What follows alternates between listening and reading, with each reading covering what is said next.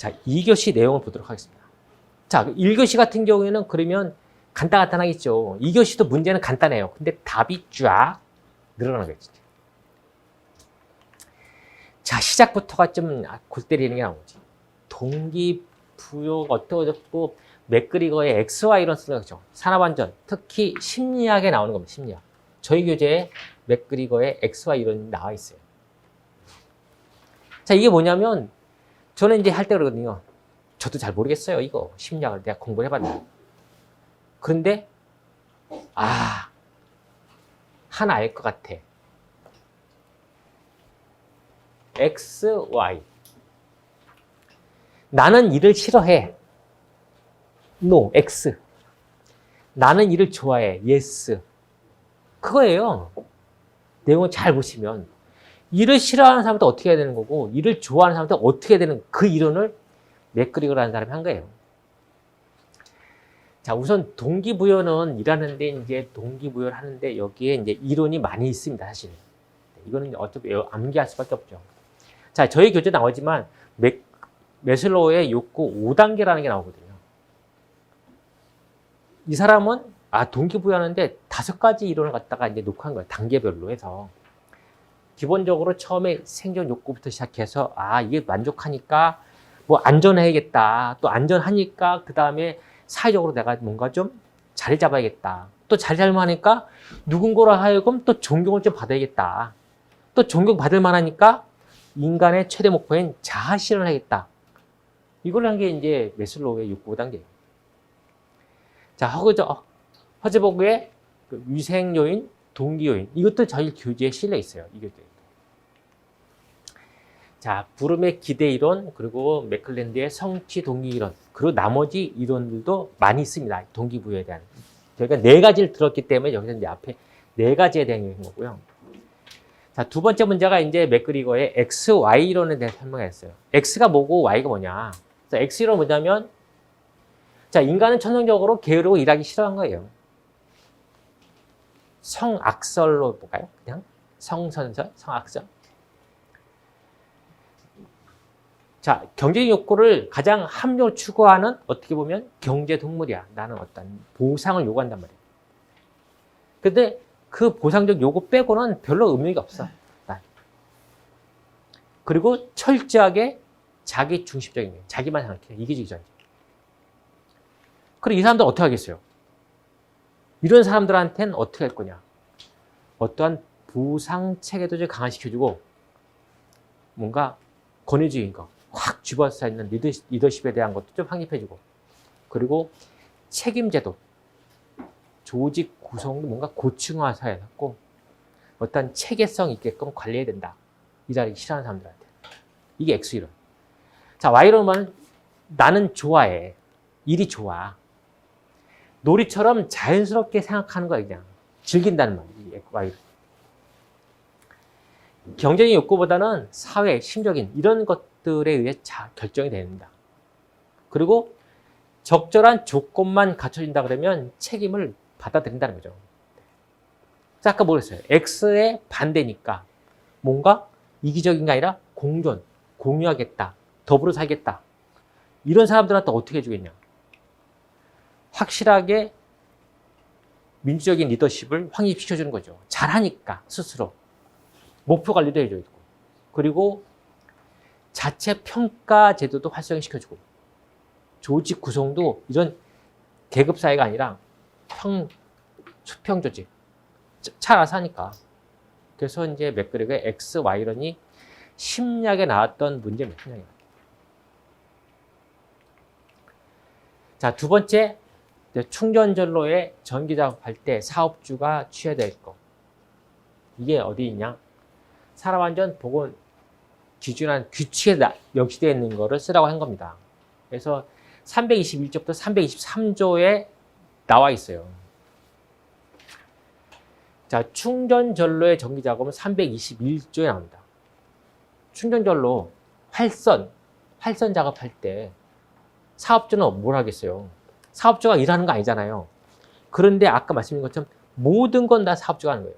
하지만 사업자가 다 못하니 권한을 위임해서 하는 거죠. 그럼 누가 하겠습니까? 근로자가 하겠죠. 그러면 거기에 첫째, 감전사고가 발생하지 않게끔 관련된 걸 다 지원해줘야겠죠. 그래서 근로자가 전로에 접촉하지 못하게끔 작업을 하든지, 혹시 접촉을 한다 하더라도 도전 재료, 공구 또는 어떠한 기기를 통해서 간접 접촉이 되지 않게끔 절연성 도구 쓰라는 거겠죠. 방호구 써야 되고, 또 활선 작업용 기구, 장치도 써야 되고, 이런 것들이 이제 사업주가 취해야 될 행동이죠. 즉, 근로자들한테 이렇게 해서 사고 안 나게. 즉, 근로자는 뭐 하겠어요? 주어진 거 잘 지키고 작업 기준대로 하겠죠. 그런데 충전 전로에서만 작업하는 게 있는 게 아니라, 그거 인근에서 차량을 이용해서 작업하는 것도 있겠죠. 이게 아마 이제 전기 공사업체나 한전에 계신 분들은 이제 많이 접하셨을 거라 봅니다.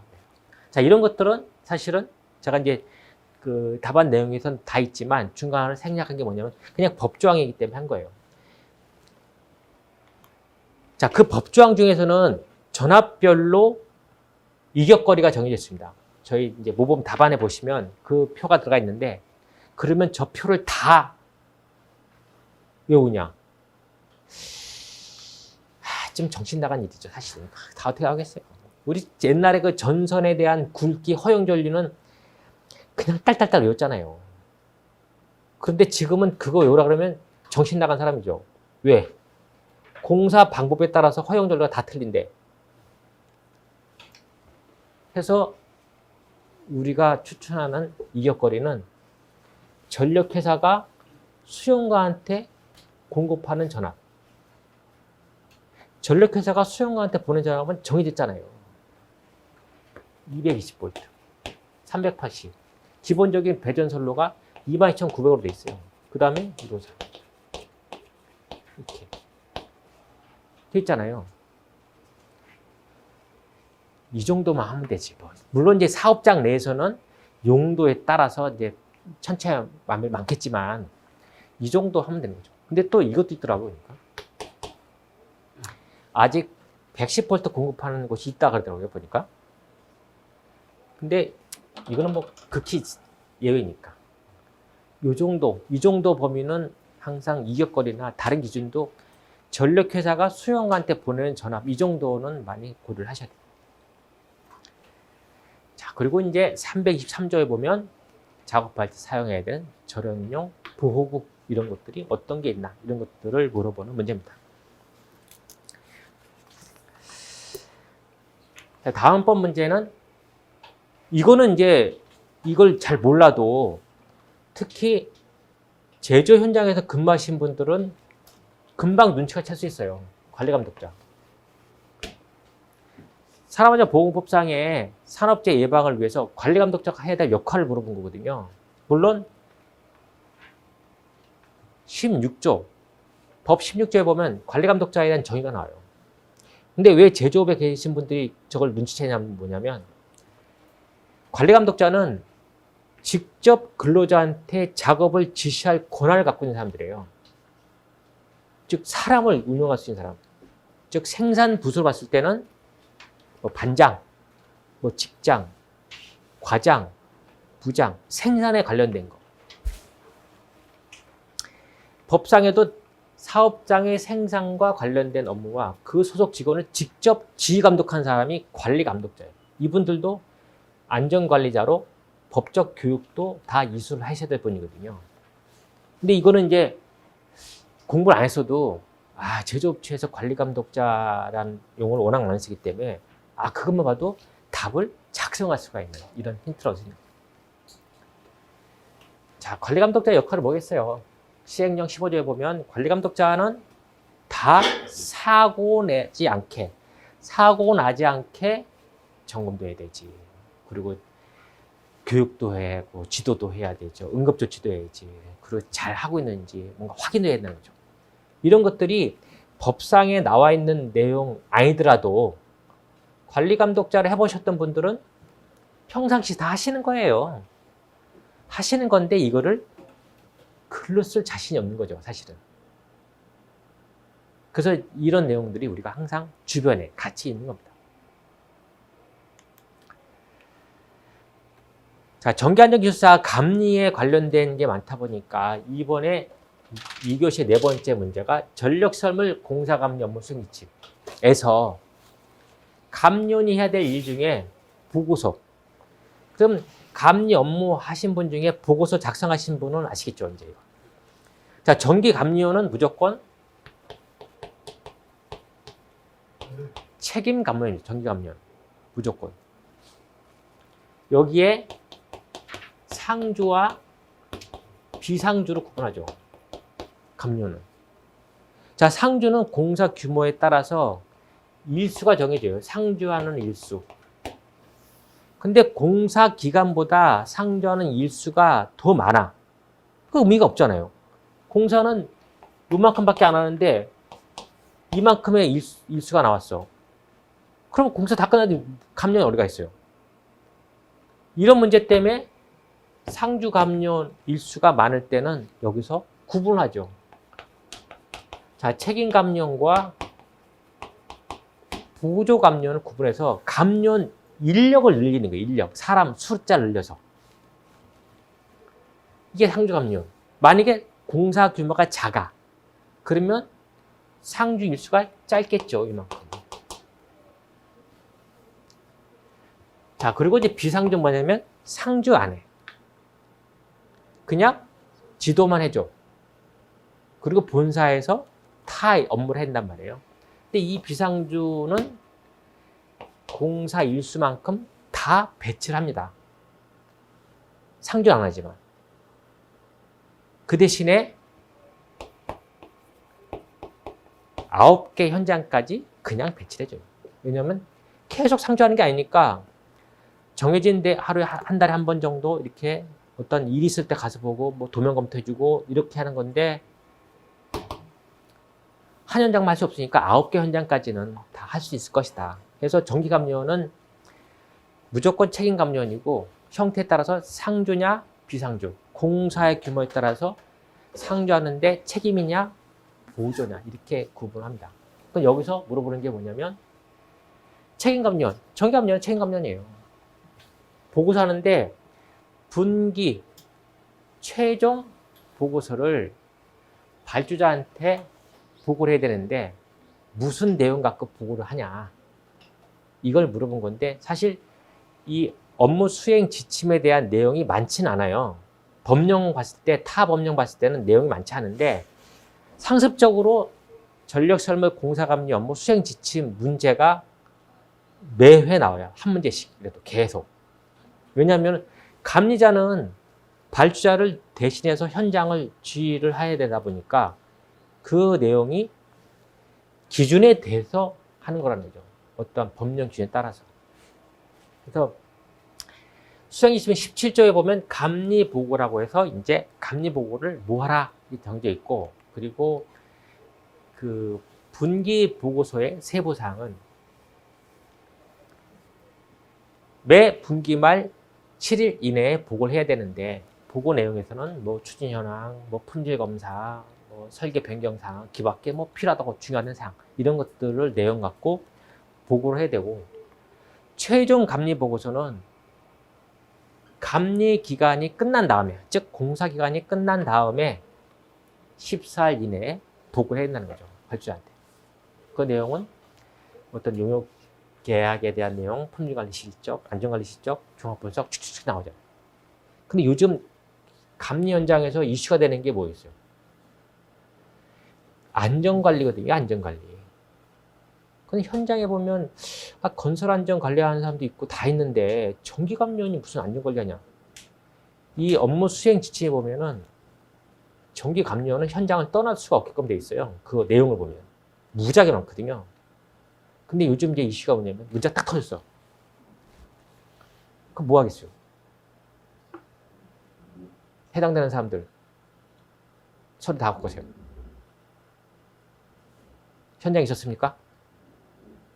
있었는데요. 봅시다. 있었는지. 말이 아니라 다 어떤 서류장. 그래서 제가 그 몇 년 전에인가 그쪽 그 이천에서 그 화재 나고 사람 꽤 많이 죽었잖아요. 그 물류센터인가 그 화재 나고 꽤 많이 죽었거든요. 그때 그 감리 단장 하시던 분 제가 아는데 사람이 너무 많이 죽었기 때문에 건축감리하고 기계감리분이 들어갔죠. 한 2년 정도 있다 나왔어요. 업무 과실로 간 거지. 근데 사람이 워낙 많이 죽어갖고 이게 잘 해결이 안 돼갖고 최근에 나오셨다 하더라고요. 근데 지금은 이제 감리 이슈가 이제 안전 관련된 거.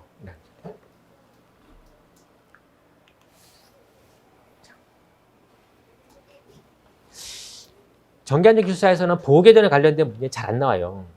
안 나오는데 한 2년 전에 한번 그 보호개전기가 동작할 수 있는 어떠한 그 에너지 관련돼서 한번 나왔었고, 이번에 나온 게 뭐냐면 뭐 OCR 관련돼서 정정할 때 뭐를 고려해야 되느냐. 그런데 시험 문제에서 고려사항을 설명해라. 뭐뭐에 대해서 고려사항에 대해서 설명해라.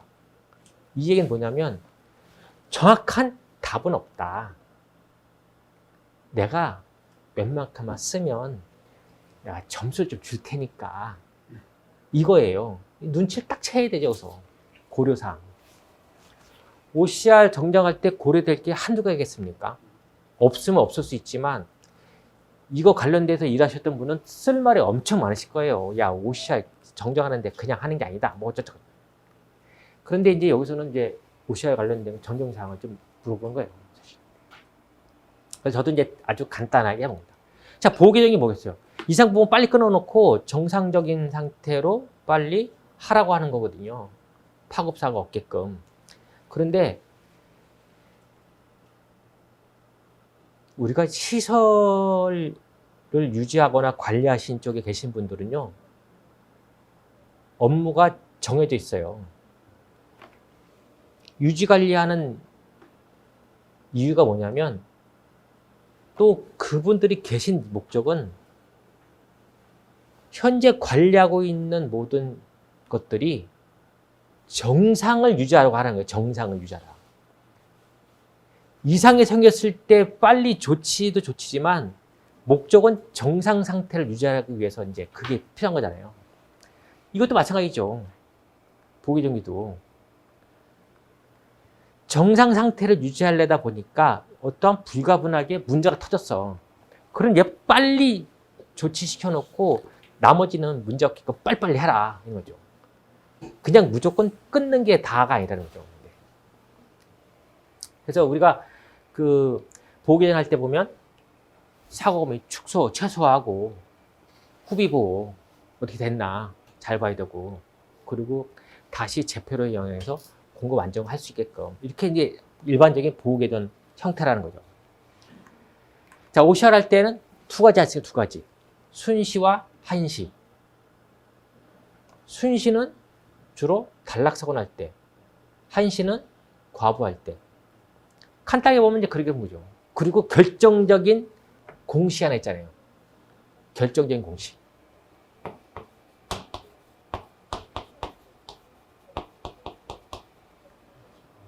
IT가 일정하라는 거예요. 전류가 크면 클수록 결과값이 일정이 되니까 시간은 짧게 가야 되잖아요. 그러니까 순시는 동작 시간이 짧죠. 근데 과부하는 얘가 그렇게 크지 않으니까 얘도 그렇게 짧을 필요가 없는 거예요. 근데 거기 뒤 배경에는 물론 여기에 뭐 초강 반환시 같은 경우 이런 적용하겠지만, 기본적인 건 뭐냐면 전류와 시간에 대한 곱은 일정하다는 원칙이 깔려 있다는 거죠. 감전도 마찬가지예요. 전류가 크면 그만큼 내가 허용할 수 있는 걸 아주 짧게 가져가는 거예요. 결국 뭐냐면 간단한 공식 갖고 하는 거야, 이거예요. 그래서 이제 개정에 선정할 때 뭐 선택성, 정확성, 협조성, 그 개정에도 많지 않습니까? 뭐 유도형, 정지형, 뭐 디지털형, 뭐 이렇게. 그래서 그냥 간단한 정정 방법에 대한 걸 넣었어요. 한시는 주로 과부하 관련된 거, 순시는 주로 단락사고에 관련된 거를 정리한다. 이거는 이제 일반적으로 OCR에 관련된 거는 뭐 설정 범위를 어떻게 한다. 이거 물론 딱 기준이 명확한 건 아니지만 과거에 이제 한전에서 이렇게 일반적인 데이터를 제공한 것 같아요. 이 정도에 대한 거를 권장한다.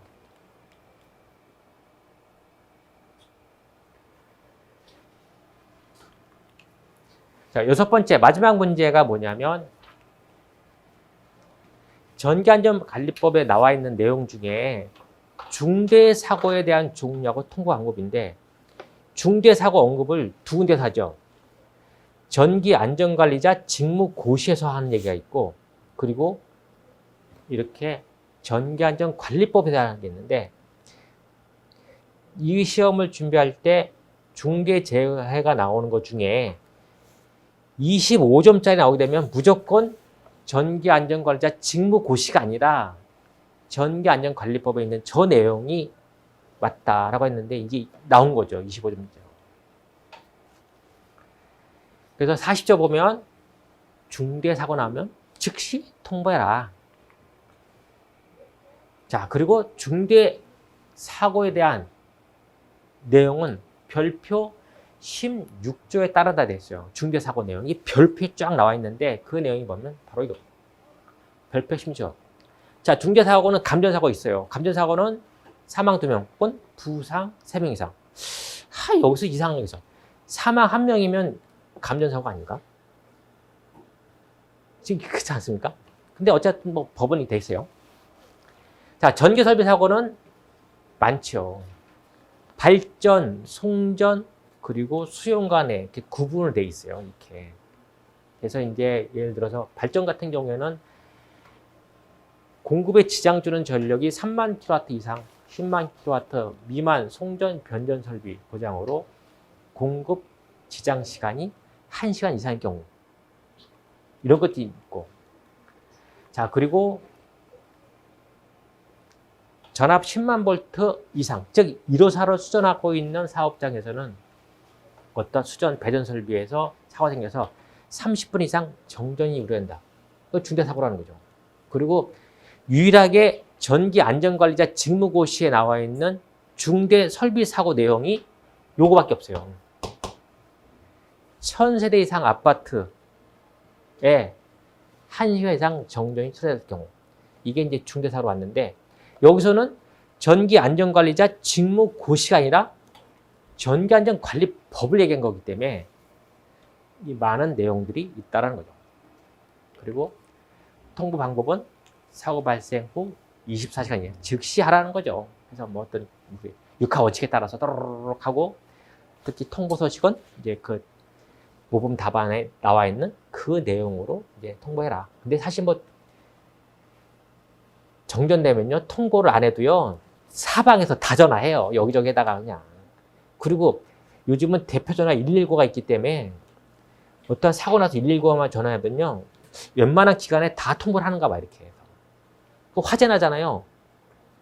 그러면 만약에 공장 화재 났어.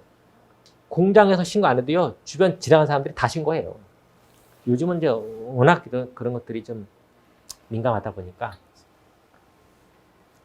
그래서 전기안전관리법에 대한 내용도 있다는 거죠. 과거에는 전기사업법 속에서 내용을 분리했었는데 그 전기안전공사에 대한 영향이 좀 커지다 보니까 전기안전관리법으로 빠져나온 거죠. 즉 전기사업법은 전기사업자, 그리고 전기안전관리법은 전기안전관리에 대한 부분, 이렇게 해서 딱 구분이 되어 있습니다. 자, 여기까지가 2교시고 자, 3교시 내용을 좀 보도록 하겠습니다. 자, 3교시 내용 보시면 저희 교재 2권의 뒷공문에 가 있어요. 이종 금속에 관련된 거. 즉 부시가 관련된 내용인데 이종 금속에 접촉에 의한 부시 원인 및 방지 대책. 근데 앞에 뭘 얘기했냐면 자가용 전기 설비라고 더 이상하게 또 금을 거놨어요. 전기 설비, 자가용 전기 설비. 왜? 이종금속 부식. 이거 자꾸 고민하거든요, 이름. 근데 만약 문제가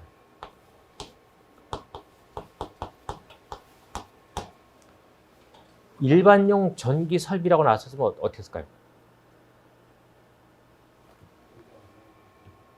자가용.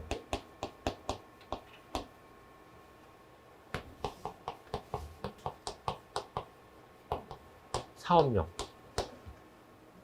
얘를 구분해야 되거든요, 일단.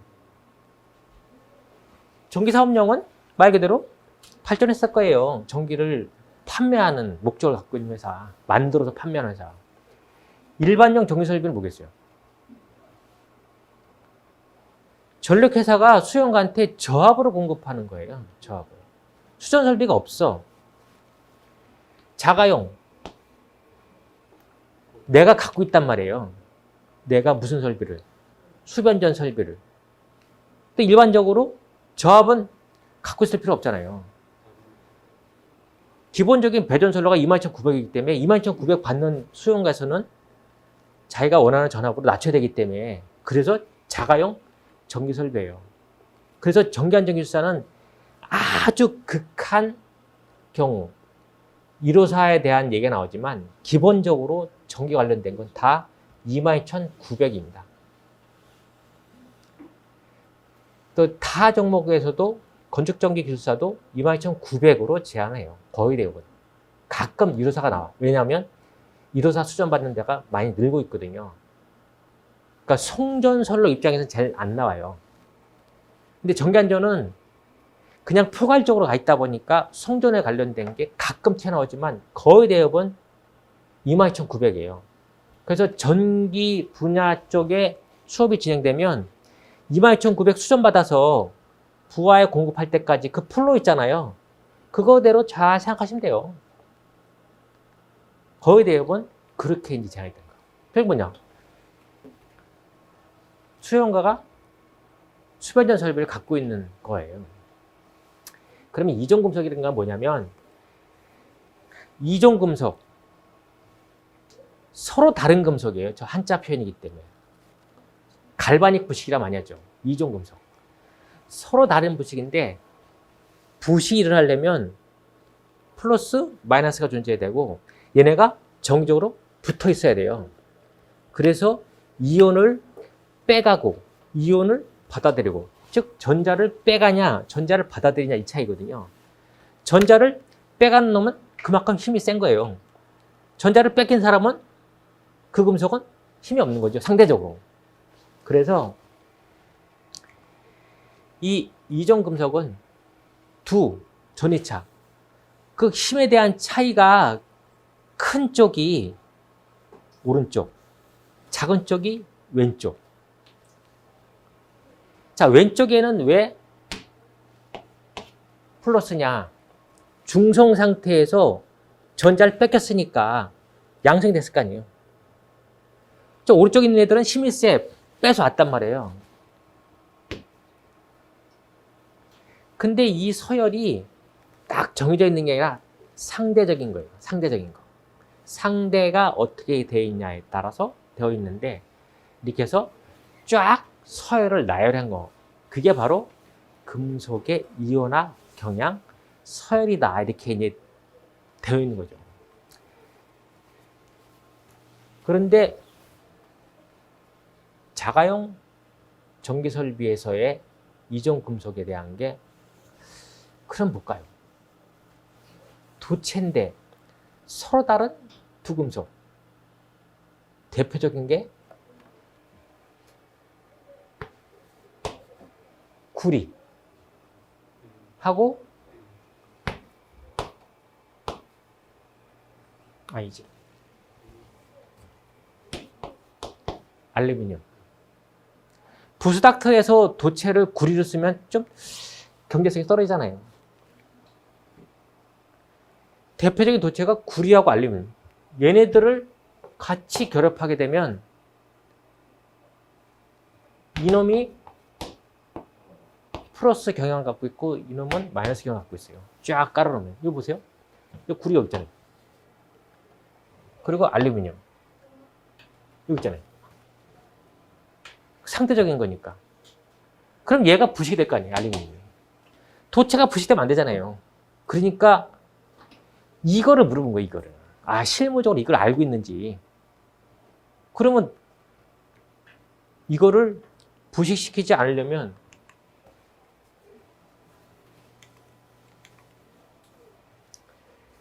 자, 이종 금속 간에 어떠한 물을 제거해라. 수분이 영향을 많이 받으니까 습도를 제거해라. 습기를 제거해라. 아니면 이종 금속 간에 전자 움직이지 못하게 절연시켜. 그러면 그 기능을 하지 못하니까 이건 방법만 있는 거니까. 자, 대표적인 거죠. 중간 금속을 넣어라. 그래서 구리와 알루미늄 사이의 중간, 가장 많이 쓰는 게 니켈 아니면 주석 도금을 해서 쓰는 거죠. 아주 얇은 중간 금속을 껴넣어서 조립을 해요. 특히 변압기와 부스닥터 사이에. 이렇게. 중간 금속을 삽입해라. 아니면 도체 자체를 구리, 알루미늄 쓰지 말고 가까운 거 써. 그냥. 아니면 그냥 구리로 통일해. 그렇게. 그래서 이종 금속에 관련된 부식을 방지해주라는 거죠. 근데 사실 이제 실제 그 변압기 그 2차측 조립한 거 보시면 보실 수 있을 거야, 아마. 그거요. 아니면 부식을 인정해. 접촉 면적을 아예 커지게 해주라는 거죠. 부식되더라도 그냥 수명이 좀 오래 가게끔. 그래서 특히 알루미늄과 동이 조합된 상태에서는 부식량이 이제 문제가 되다 보니까 중간 금속인 주석이나 혹은 니켈을 껴 넣으라는 거죠, 사실. 근데 주석 도금은 일반적으로 그 P10이 있죠, 인쇄로 기판. 거기에는 주석 도금을 많이 쓰긴 써요. 동에다가, 구리에다가. 아니면 그냥 금액 관계없이 무조건 그냥 모든 도체의 종류를 한 가지만 써라, 그냥. 이종 금속. 자, 다음은 수변전 설비 계획할 때 어떤 고려사항이나 수전전압이나 혹은 수전 방식을 물어봤는데, 저 고려사항은 항상 뭐냐면 웬만큼 쓰면 돈 주겠다, 이거예요. 그래서 자, 계획식 고려사항은 수변전 설비 계획할 때 그 플로우 있잖아요. 우리가 뭐 건축물에 대한 목적, 용도, 뭐 용량, 전압, 그 순서대로 쭉 내용을 토로록 보시면 돼요. 이렇게 해서 건축물 용도 확인하고, 뭐 부하 용량 계산하고, 시스템 계산하고, 뭐 결선도 작성하고, 설계 완료될 때까지. 이 플로우가 결국 뭐냐면 수변전 설비 계획할 때 고려를 해야 될 사항이라는 거죠. 이 중간중간에 어떤 것들을 넣어야 되느냐. 자, 그리고 이제 전압과 수전 방식인데, 전압은 기본 약관, 한전 기본 공급 약관 23조에 나와 있습니다. 왜냐? 수전 붙는 전압을 수용가가 원한다고 해서 막 주지는 않잖아요, 사실은. 자, 그 공급 약관 그대로. 저압도 220, 380 받는 저압도요, 1000km 미만까지 받을 수가 있습니다. 단, 조건이 있죠. 주변에 한전의 공급 여력이 있을 경우라. 그래서 인근에 있는 변전소와 잘 협의를 하라고 되어 있죠. 그래서 1000km 미만 같은 경우에는 한 회선에 500kW 미만이에요. 결국 2회선 받으라는 거죠. 그 22,900도 10,000km까지 하죠. 일반적으로 일반 선로는 14,000이고 전용 선로는 20,000km잖아요. 그런데 22,900도 여건만 된다 그러면 40,000km까지 받을 수 있습니다. 단지 2회선을 받아야죠.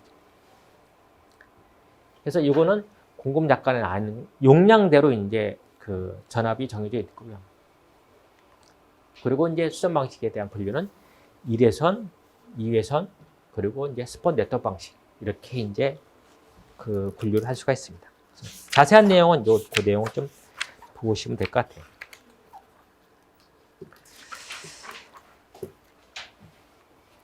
자, 3교 세 번째 문제가 이제 수행 지침의 상주 감리원, 비상주 감리원 문제가 또 나왔어요.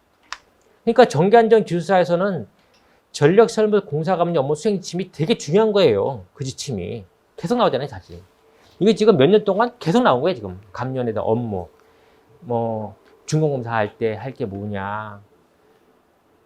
안 나온 건 안전관리에 관련된 것만 안 나왔는데, 어쨌든 시험 문제 계속 나와요.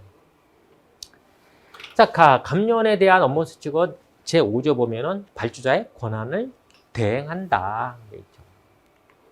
그리고 그 업무를 뭐 충실히 해야 되고, 뭐 청렴하게 해야 되고, 막 해야 되죠. 할 일 엄청 많습니다. 자, 상주감면의 근무 수칙. 상주감면은 현장을 이탈을 할 수가 없어요. 하루 이상 이탈하게 되면은 발주한테 보고하고 대책금다 갖다 넣어야 되는 거예요. 그리고 직무 대행자한테는 확실하게 업무 인식해야 하는 거죠. 그리고 상주감면은 정확한 시간만 근무하지만 발주자가 추가 근무하세요. 물론 거기에 따른 대가는 지불하겠지만 그러면 추가 근무도 해야 됩니다. 자, 비상주감면은 현장에 상주하지 않지만 업무가 엄청 많아요. 엄청 많아. 많다 보니까 설계도 검토해야지. 현지 조사에서 묵시 민원 같은 게 있는 거 확인해 해결해 줘야지. 뭐 설계 변경, 계약 금액 조정해야 되는데 상주감면이 못하니까 좀 해주세요. 그럼 그걸 받아서 해야겠죠. 기성, 준공검사 할 때 가서 확인해야겠죠.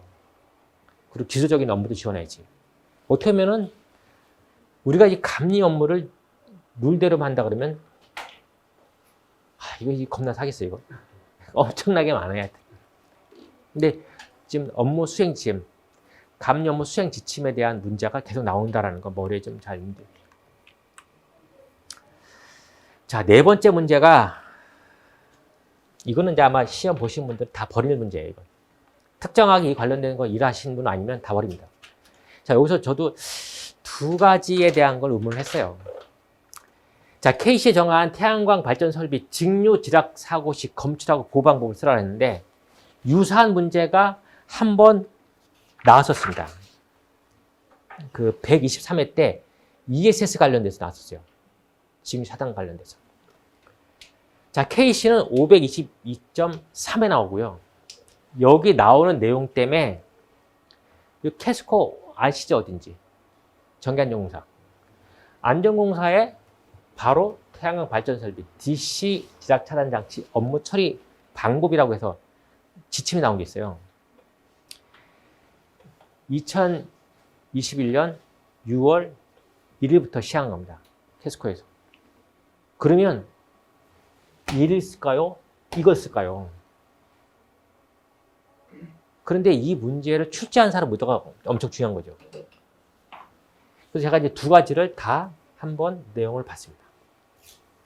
자, KC 522.3을 잘 읽어보면 거기에 직류 전로에 지락이 발생했을 경우에 자동적으로 차단하게끔 예를 든 거죠. 60364에 7-711을 쓰라고 했어요. 지금 이게 뭐냐? 그러면 이걸 알아야겠죠. 이게 뭐냐면 직류 사고의 검출 및 보호 방법이라고 해서 60364에 나온 제시한 거예요. 자, 이건 두 가지가 있죠. 자, 7-711을 해설에 넣을 거냐, 아니면 안전공사의 업무 처리 방법을 넣을 거냐. 네, 두 가지를 한번 보도록 하겠습니다. 자, 7-712에는 두 가지. 비절연 상태, 절연 상태의 계통의 지락 보호를 하라고 되어 있습니다. 이상한 표현이 나와요. B형 RCD. 혹시 RCD 많이 들어보셨죠? 이거 심각한 거예요, 사실. RCD를 못 신다는 게. 저거 10년 전 얘기예요, 10년 전 얘기. RCD가 누전 차단기예요. 지금부터 10년 전에 KS, 한국산업표준협회에서 누전 차단기, 배선용 차단기에 대한 용어에 바꿔놨어요. KS 기준을. 누전 차단기 ELB는 일본식이고, 그리고 EL12는 유럽에서 전압 동작형 누전 차단기이기 때문에 용어를 이제는 주택용과 산업용으로 분리를 했죠. 주택용 누전 차단기가 바로 잔류, 전류 검출 장치인 RCD예요. IC용을 받아들이는 거죠. 자, B형 RCD. 그러면 A형도 있겠죠. 근데 B형은 뭐냐면 직류 성분과 교류 성분을 다 검출할 수 있는 누전 차단기예요. 근데 여기서 또 하나 헷갈리는 게 있어요. 가정용 누전 차단기에 보면 B형, C형, D형 나오죠. 주택용 차단기 보면 관심을 많이 가지셔야 됩니다. B형, C형, D형은 순시 동작 전류에 대한 범위가 달라요. 제가 왜 이걸 말씀드리냐면 지금 우리가 KC 도입하면서 접지 설계할 때 자동 차단하는 조건에 다 그거를 맞추게끔 돼 있어요. 근데 그거하고는 다르다는 거죠, B형이. 그래서 B형 RCD를 쓰게 돼 있는데 지락 전류에 대한 변화량, 시간당 변화량에 따라서 동작 시간을 이렇게 구분해 나왔습니다. 7-712에서는 이게 이제 비절연 상태. 자, 절연 상태에서는 인버터가 절연형과 있고 비절연형인데 절연형 상태에서는 어레이, 태양광이다 보니까 그 전체 모듈 합친 어레이에 대한 용량에 따라서 절연 저항 값을 뭐라 그랬어요? 절연 방식이기 때문에 지락전류 검출이 어렵다 보니까 절연 감시 장치를 하라고 되어 있습니다. 그것도 측정을 운전하기 전에 하든지 아니면 24시간마다 한 번씩 측정하든지 이렇게 되어 있어요, IC에서. 이게 이제 6034 7-712에 나온 거고. 자, 그리고 기능 접지의 질환 차단 장치도 어뢰 용량 대비 전격 전류에 대한 게 적용되어 있습니다. 자, 그럼 우리가 볼 게 뭐가 있어요? 안전공사에서 정하신 검사 지침을 봐야겠죠. 6월 1일자로 시행된 태양광 발전 설비 DC 지락 차단 장치 업무 처리 방법에서는 자, 저압용 태양광 발전 설비를 국한뒀습니다. 그래서 인버터에 내장되어 있는 지락 차단 장치가 인버터에 내장되어 있는 경우에는 인버터의 그 DC 지락 검출과 차단 기능이 따르면 인정하겠다. 차단 장치로. 자, 개별로 되어 있는 거는 각각의 주 차단기 후에 B형 RCD나 아니면 RCM을 설치해라. 단지 여기서는 유형 1과 유형 2가 있는데 바로 무변압기냐 아니면 그 절연이냐 그렇게 구분한 겁니다. 그러면 이거를 도대체 뭔가 봐야겠죠. 또 하나 뭐냐면 접지 방식별로 고압 이상 경우에는 개통이 Y 델타 결선을 주험을 놨을 때 보호 장치를 교류 측에는 뭐하고 직류 측에는 뭘 하라 되죠. 이상한 용어가 막 튀어나오잖아요. RCD, ELB. 그런데 여기서 우리가 하나 지금 저게 된 게 뭐냐면요. 차단기 만드는 메이커에서는 EL12, ELB밖에 안 써요. RCD 안 쓰거든요. 그런데 KC는 어떻게 나온지 아세요? 누전 차단기로 한글로 표현되어 있어요. 그러니까 뭐냐면 하나 정해진 용어가 잘 안 바뀐다는 거예요. 지금 만약에 가게 가서 RCD 50A짜리 하나 주세요. 그럼 파는 사람이 저또 뭔 소리 하는 거예요? 그러니까 아니에요. 그러니까 용어 하나 바뀌는 게 쉽지가 않다는 거죠. 자, IMD, GFD. 이가 뭐냐면 IMD는 말 그대로 모니터링 하는 거예요. 상전선과 접전 사이에 저항 성분을 이용해 갖고 절연 상태나 지락전류 검출을 위해서 모니터링 하는 거예요. GFD는 뭐냐면 직류 전선로에 낮은 주파수의 교류 신호를 보내갖고 지락할 때 교류 전류를 검출해서 JCT를 이용하겠다는 거죠. 사실 안전공사에서 비접지 계통에서는 IMD나 GFD를 설치하라고 했는데 중요한 건 뭐냐면 그럼 IMD가 뭐고 GFD가 뭔지 알아야 될 거 아니에요. 그 되게 이제 복잡하게 이제 설명이 되는 거죠, 사실은. 그리고 자, RCM과 B형 RCD를 하라 했는데 접지 계통에서는 자, 접지 계통에서는 지락 전류를 검출할 수 있다 보니까 차단할 수 있겠지만 비접지는 검출 못하니까 모니터링 할 거 아니에요. 그래서 RCM은 누전 전류 지속주로 감시, 표기하기 위한 경보 신호를 발생하는 말대로 경보하는 거고 RCD는 아까 말씀드린 것처럼 직류 교류용 다양한 전류를 검출할 수 있는 거예요. 근데 A형 같은 경우에는 주로 AC 성분만 검출해요. 그리고 접지 방식별 지락 보호를 Y델타 비접지 방식에서는 이렇게 해서 이제 그 무변압기 상태에서는 IMD나 GFD를 이런 식으로 설치해야 되라.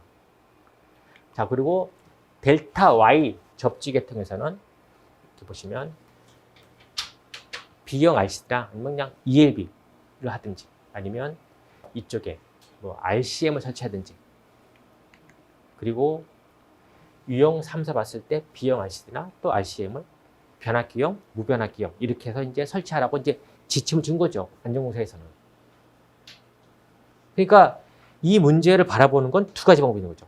자, 7-712 쪽을 바라보고 할 수도 있고 아니면 6월 1일자로 시행된 안전공사의 그런 내용을 갖고 할 수 있는지 알 수 있는 건 뭐냐면 바로 출제자. 출제자가 어떤 의도를 갖고 출제했는지 모르겠지만 제일 베스트는 뭐냐면 7-712 내용도 쓰고 이렇게 유형별로 하면은 정말 좋은데 그 시간 내에 작성을 할 수가 없죠. 그래서 이제 이런 것들이 이제 두 가지 방향으로 볼 수 있습니다. 자, 다섯 번째 문제가 뭐냐면 이게 이제 특이하게 나온 거예요. 154, 345 쪽에 지중전솔로에서 케이블 포설할 때 감년이 뭘 볼 거냐. 그래서 감년을 계속 얘기하거든요. 푸시한단 말이에요. 감년 뭐 하실 겁니까? 포설할 때. 혹시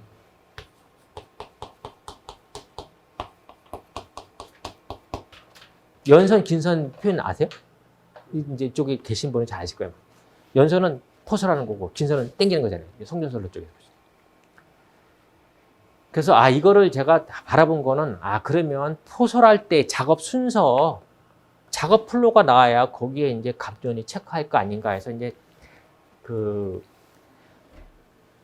어디 내용을 근거로 했냐면,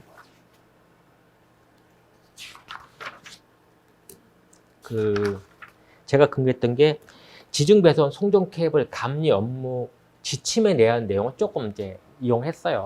그러다 보니까 관론에 케이블 포설 작업 순서 본 거죠. 그래서 공사 표지판 설치하는 것부터 마지막에 케이블 종단 처리할 때까지에 대한 작업 순서 쫙 나열하고 이 작업 순서대로 이제 뭐를 해야 될 건가. 그리고 이 작업 순서가 있기 때문에 감리원은 뭐겠어요?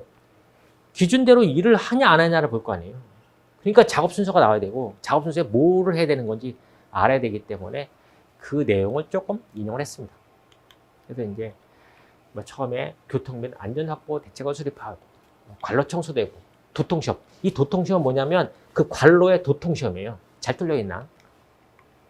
그리고 뭐 드럼도 운반하고 드럼도 설치해야 되고 그리고 이렇게 상표시도 해야 되고 뭐 캐니도 넣어야겠죠. 이 넣을 때 그냥 막는 게 아니라 어떠한 속도도 유지해야 되고 그리고 이 케이블 어떠한 그 굴곡이 있는 부분은 굴곡 변경을 하는데 이 문제에서는 뭐라 썼냐면 전력 케이블의 저런 매체를 XLP 가격 폴리에틸렌을 사용하는 그 케이블이 있거든요. 근데 지중선로 중에 XLP 맞고 또 있잖아요.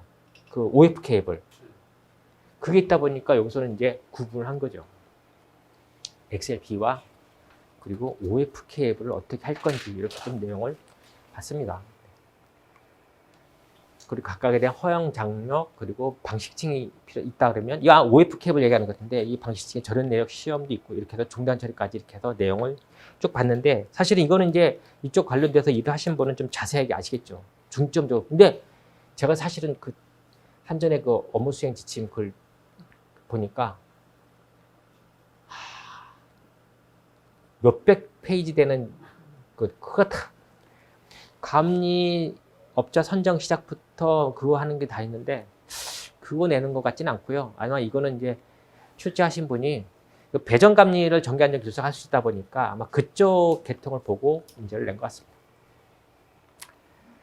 자, 3교시 마지막 문제가 이제 그 연료전지인데 125회 바로 직전 작년에 나왔었어요. 여기서 요거에 대한 순서만 바꿨죠. 연료전지의 원리, 종류, 특징을 부른 거죠. 연료전지에 대한 발전 원리는 말 그대로 산소와 수소가 지속적으로 공급하게 되면 발전을 일으키는 건데, 그래서 연료전지보다는 연료 발전이 맞지 않냐, 뭐 이렇게 얘기를 하고 있습니다. 그래서 자, 연료 뭐 천연가스나 남사, 메탄올 연료를 투입하게 되면 여기서 계지기를 통해서 수소가 나와요. 수소. 그리고 이 스택에다가 수소와 공기를 넣게 되면 그러면 이제 발전할 수 있는 거죠. 근데 여기서 이제 열과 전기를 발전하는데, 제가 왜 125에 나왔을 때 전에 나왔었는데 이게 왜 나오지? 나올 수 있을 거라고 예측을 한 게 이유가 있었어요. 바로 이 수소가 문제라는 거예요. 수소. 이 수소 종류가 3개가 있잖아요. 수소를 발생시키는 거. 저보다 잘 아실까요?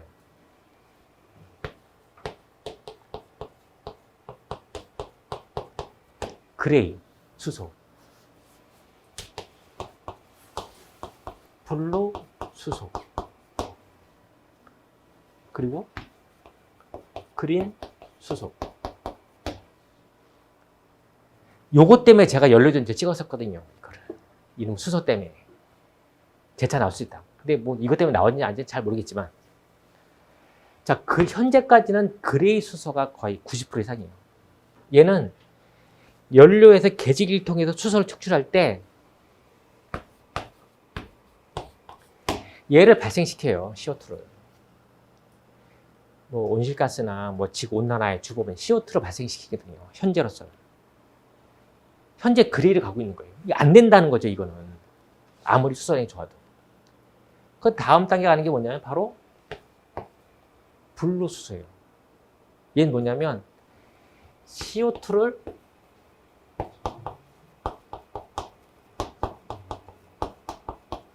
포집 저장을 해요. 대기 중에 노출 안 시킨다는 거죠. 얘를 잘 포집해서 모은단 말이에요. 물론 보관하는 방법도 뭐 있겠지만 그나마 이 수소가 친환경이라는 거죠. 그러면 우리가 가야 될 목표 뭐냐? 블루냐? 블루가 아니라는 거죠. 그린. 수전에 물 H2O에서 산소와 수소를 분리시키면 된다.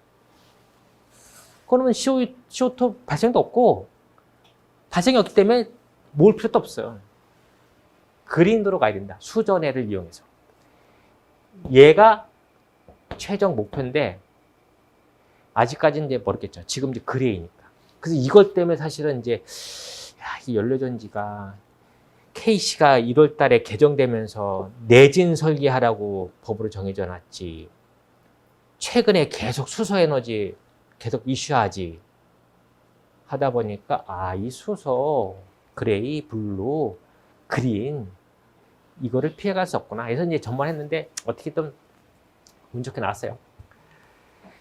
자, 그래서 이제 지금 보시는 것 같이 계질기에서 수소 발생하는데 그레이, 블루, 그린이 있습니다. CO2 배출을 하느냐, 포집 저장하느냐, 아니면 친환경으로 가느냐. 지금은 이제 여기 그레이에 와 있다는 거죠. 그레이. 그러니까 스택, 전력 변환기, 주변 보정 기기로 이렇게 구성이 되어 있고요. 종류는 과거에 아폴로 그 달나라갔던 아폴로 18호인가? 그 달나라갔던 그 우주선에 알카리형 연료전지가 처음 사용이 된 거예요. 그리고 지금은 고분자 전해질령까지 와 있습니다. 계속 많이 발전이 된 거죠. 그래서 연료전지의 특징은 다양한 연료를 살 수 있다. 그리고 열병합이다 보니까 열, 난방, 온수되죠. 전기 사용할 수 있다. 그리고 얘는 어떠한 태양광 발전처럼 일조량 이런 건 관계없다. 날씨 관계없다는 거죠. 그리고 소규모로 설치할 수도 있다. 그래서 이제 그린 수소까지 된다 그러면 정말 친환경으로 할 수 있는 그런 특징을 갖고 있습니다. 네. 여기까지가 이제 3교시의 내용을 좀 봤는데, 저희가 이제 이 내용을